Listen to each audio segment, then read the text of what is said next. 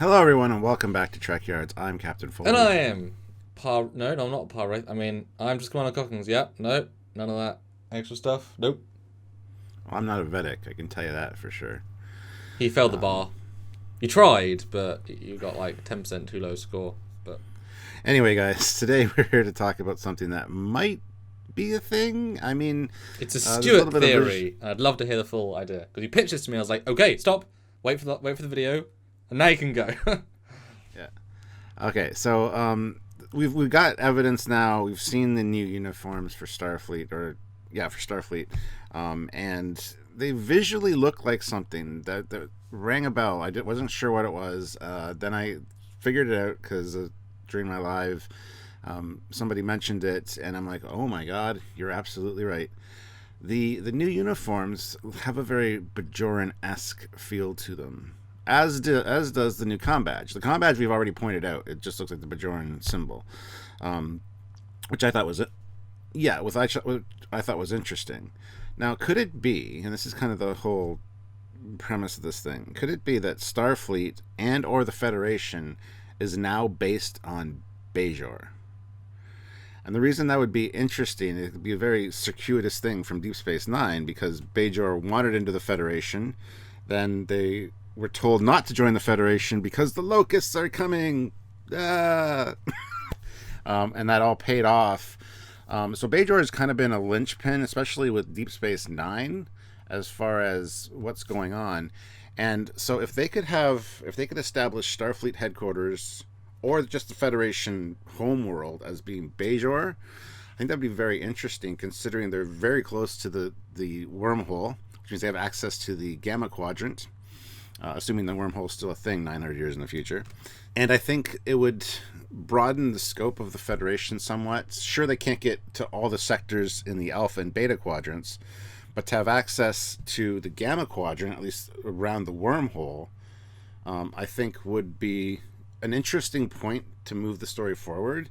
Because just to have it on Bajor, the peace-loving Bajor, and now it's like the heart of the Federation and/or Starfleet, would be interesting. I've never been a fan of Bajor and Bajorans personally, but Well, it's funny you say peace loving, but their entire story is that they were occupied and they fought back, terroristed the Cardassians, then fought them. So I would not consider Bajorans peace loving.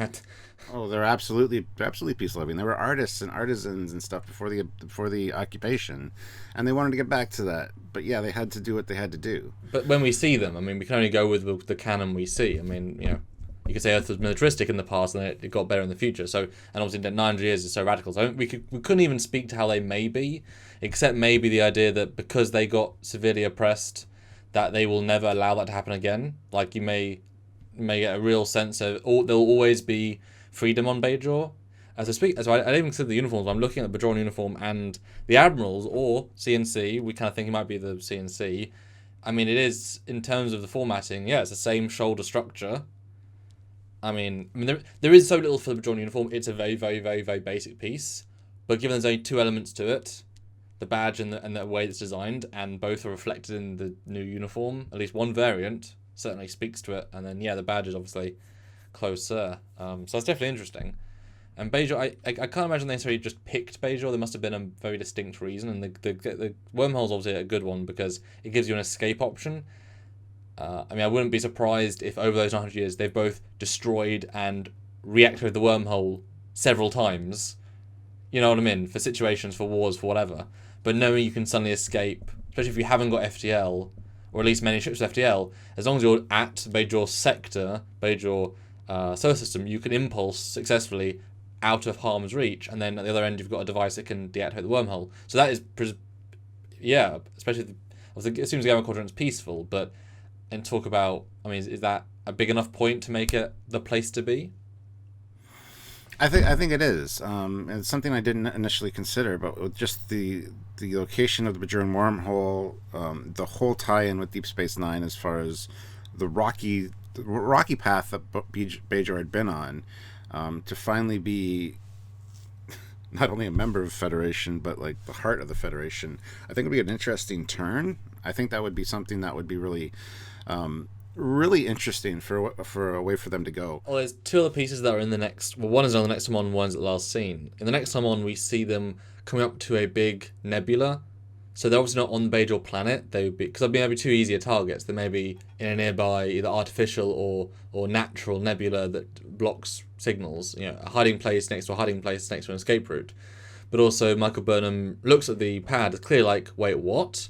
But she's never heard of Bajor in her part of the timeline. So she may just be thinking it's quite close. She was thinking it could be anywhere in the quadrant, but she would have no idea what Bajor was. That's true under normal circumstances. However, considering that this is Discovery and they don't really give a shit about anything like that, unfortunately, they know who the Trills are. And well, that was the sphere data, and also her having seen them in the future, and on Kronos. So we're on Kronos. I want to turn back on that and say that yes, Emily, who dated Dr. McCoy, maybe. Was a gymnast, and so I'm sure that Trill were known about. The symbiote part, not so much. But there's been a lot of things that Discovery has kind of said, oh, that's a thing, like the Gorn, for example, and a few other examples that just Narn, who's now a main character, they weren't in the Federation until post-TNG. Now, obviously, you could have, like Saru, a single member, fine, but it's a race that was not dealt with until later. Yeah, the benzite wormhole, or what's it called? Yeah, pretty much.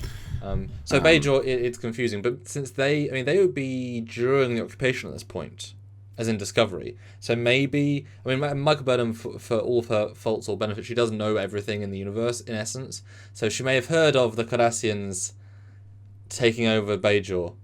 Like, she may have heard of... Would they be in the occupation? How long was the occupation? It was a long time, or if they're pre-occupation, it's a who cares planet. They're not even warp capable. They've got a solar sailor, which is warp capable, but it not in the conventional sense. That was the ancient Bajorans, though. I'm sure the Bajorans have space flight at this point. I guess, yeah, okay, I suppose, but they're definitely a nobody culture. Yep. But yeah, it is astounding actually when you compare the uniforms directly, like how the one thing is the same. Now, obviously, it's not the same thing for what I would consider, again, without information here purely, but the left-hand side, which is the more standard uniform, which you could still argue has the sort of shouldery, paddy feel, but less of a direct feel. And maybe the new comm badges are a literal case of the circle represents Bajor, and then the delta shows you took us in, here you go, of all the places that, and it would be somewhat making sense if Starfleet not only went to Bajor, at least kept some ships at standby in a local nebula, which is a signal you follow. But if they're in the Gamma Quadrant, how nice would that be? Just like at the end of Picard season 1, where suddenly the Borg cube comes out of transwarp, and it just looks incredible. It's such a classic visual. Wouldn't it be great if they actually go through the wormhole, because it makes it's not fan service, which is, well, this makes logical sense if we're a million miles away from anyone that might hurt us. But then again, this is the future, where you assume we can get any quadrant quite happily. But if the wormhole is always going to be heavily defended, and if you can't use slipstream anymore, then maybe the resources of the wormhole, you've actually got people on both sides of the wormhole in specialist stations.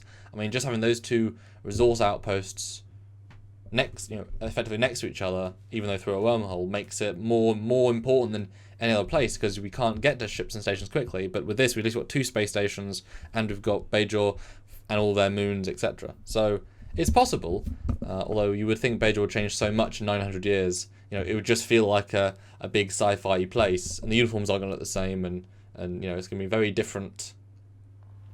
Like, a lot could happen in 900 years. Like, they obviously would have been members of the Federation for a long time, and everything would have been fine. And then once the burn happened, I don't know how long Starfleet hasn't been stationed on Earth. I know they left Earth after the burn, so it's been, less than 120 years. We'll say 100, kind of go flat out 100, yeah. Yeah. And I guess logically, if you're looking at all the resources you have at your disposal, a big wormhole, a stable wormhole to the quadrant, the wormhole is a very that's something you'd want to keep in your power, so you want to be close to it. It's a good, like you said, a good escape route should the need arise. There's a lot of bonuses to having that. So I think now, taking on the look of the Bajoran uniforms, you think the Bajoran uniforms would have changed a lot in 900 years, and that's fine. Already has. But fashion has a way of cycling back on itself. Like bell bottoms come back. All this stuff comes back. Hopefully, bell bottoms never will. But you know what I mean. Fashion has a way of doing that. So who knows? It's a interesting visual tie-in that I think is a little too blatant and obvious. When you point it out, you wouldn't think of it until, oh wait. Yeah, when I first saw it, I'm like, that looks really familiar. I couldn't place it. Then once it got mentioned that Bajoran, I'm like, oh my god, and just my mind just exploded with all these possibilities. So, and just the idea of having 2 quadrants, especially if Federation knows, right, we lost 82% of our ships, but we still have some for whatever reason. Who knows? We haven't quite got there yet. But we've got people stranded across the entire quadrant, but also other quadrants. So at least if we get to the wormhole, we can kind of support people in 2 quadrants. So the lesser of 2 evils. You know? We can support the Gamma Quadrant. We couldn't if we made up our camp anywhere else, because there's the time to get places. Although one quick little note, and there is obviously a shorthand here, but I think we would use different shorthands in different situations. Every time we meet, obviously it's only been 2, the bar people in the second episode and the Trill, they say we haven't seen Federation in many years. Not decades. Not 100 years.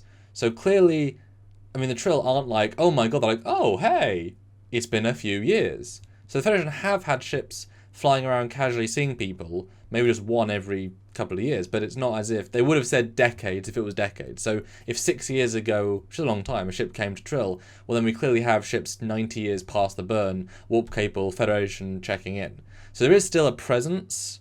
There has to be, but maybe in the last, say, 5 or whatever, it's had to be more, it's something else afoot, etc. So I just want to point that out briefly as a sense of, well, there is still people out there, otherwise they would have clearly said 100 years. Like, it hasn't been that explicit, and you would not shorthand 100 to a couple, or decades to a couple. You know, how old are you? Oh, I'm a couple of years. I'm 54. No. That's not the same shorthand. Yeah, I've only seen one Federation ship in my lifetime, and I'm 34. You know, that would make sense. Yeah, exactly. Well said. Surprised to see you, but not surprised that you exist. Yeah. Whereas there's a big difference. In the first episode, he's in a different quadrant on a relay station, so it makes sense potentially that you know, rather than in Earth's, you know, in our quadrant. I mean, Trill was a primary planet. There's a reason all primary planets are all close to Earth. That's kind of the point. So obviously they've seen him. Anyway, side topic, but just how that all might go to Bajor and although I've got to say, I wouldn't necessarily want to see DS9, as weird as that sounds. Like, too much history will have happened that it would be destroyed, and it would be absurdly outdated anyway. Like, I wouldn't want to see Deep Space Nine. I would love to see it be like a much bigger platform, much bigger station, not anything resembling DS9. And not the new one either that was designed to replace it. That's just an awful design. But something bigger, like a big platform, like just, you know, that would be really interesting, actually. And you wouldn't call it Deep Space Nine, although they might do a legacy factor of like new Deep Space Nine, you know, because yeah, I mean, you can always, yeah, especially it's our Cardassian station, and that always, like, you imagine a Bajoran, well, super off topic, but can you imagine how much resentment a Bajoran would feel first time going to Deep Space Nine to meet Cisco?